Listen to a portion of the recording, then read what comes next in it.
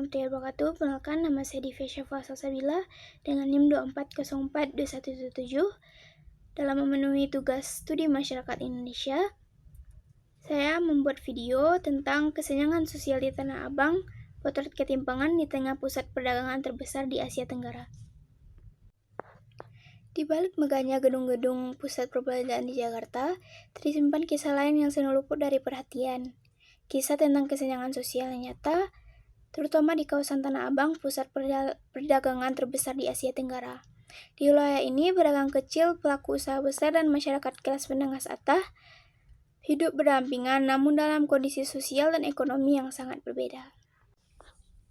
Tanah Abang merupakan unit utama perekonomian Jakarta. Ribuan pedagang menguntungkan hidupnya dari aktivitas jual beli yang berlangsung setiap hari. Namun, perubahan kondisi ekonomi khususnya pasca pandemi pada periode 2021 sampai 2024 tidak dirasakan secara merata oleh seluruh pelaku usaha. Pedagang besar mampu beradaptasi dengan sistem perdagangan digital, sebaliknya pedagang kecil justru semakin tertinggal dan menghadapi tekanan yang semakin berat. Kesenjangan sosial di Tanah Abang tampak jelas dalam berbagai aspek. Dari sisi pendapatan, pedagang besar cenderung bertahan dan bahkan memperluas usahanya. Sementara pedagang kecil seringkali kesulitan untuk memenuhi kebutuhan hidup sehari-hari. Dari segi akses teknologi, meningkatnya tren belanja online belum sepenuhnya dapat diikuti oleh pedagang tradisional yang masih terbatas dalam pengetahuan digital dan permodalan.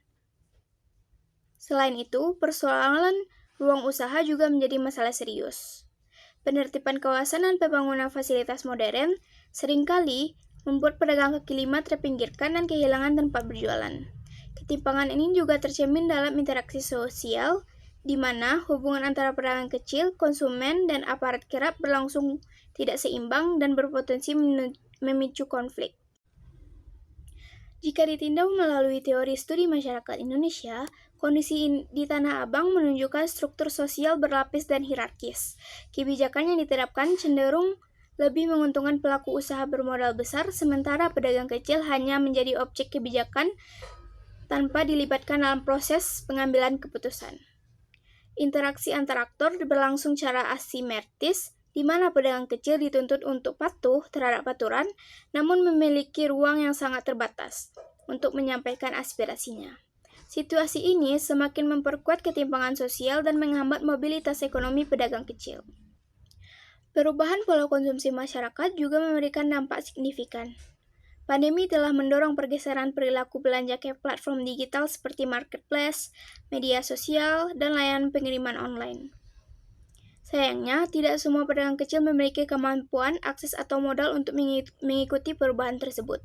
Akibatnya, mereka kehilangan banyak pelanggan dan mengalami penurunan pendapatan yang cukup drastis. Meski demikian, kondisi ini bukan tanpa jalan keluar. Berbagai solusi dapat dilakukan untuk mengurangi kesenjangan sosial di Tanah Abang.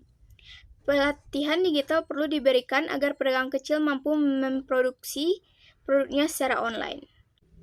Pemerintah juga perlu menyediakan ruang usaha yang terjangkau dan tertata agar pedagang kecil tidak terusir oleh proses penataan kawasan. Selain itu, akses terhadap kredit mikro tanpa jaminan menjadi penting karena modal merupakan kunci utama dalam pengembangan usaha kecil.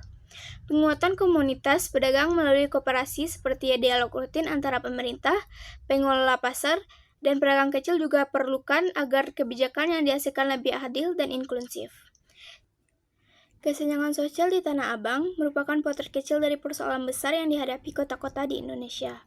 Perbedaan akses terhadap modal, teknologi, dan ruang usaha tidak boleh dibiarkan memperlebar jurang sosial antar kelompok masyarakat. Dengan kebijakan yang berpihak dan dukungan dari masyarakat luas, pedagang kecil dapat kembali berberdaya. Pada akhirnya, Tanah Abang tidak hanya menjadi pusat perdagangan terbesar, tetapi juga ruang ekonomi yang adil, inklusif, dan berkelanjutan. Mendukung pedagang lokal adalah langkah sederhana, namun bermakna besar. Dari pilihan kecil yang kita buat, masa depan ekonomi lebih setara dan dapat terwujud. Sekian edukasi atau presentasi yang dapat saya sampaikan. Saya ucapkan terima kasih. Mohon maaf jika ada kesalahan. Assalamualaikum warahmatullahi wabarakatuh.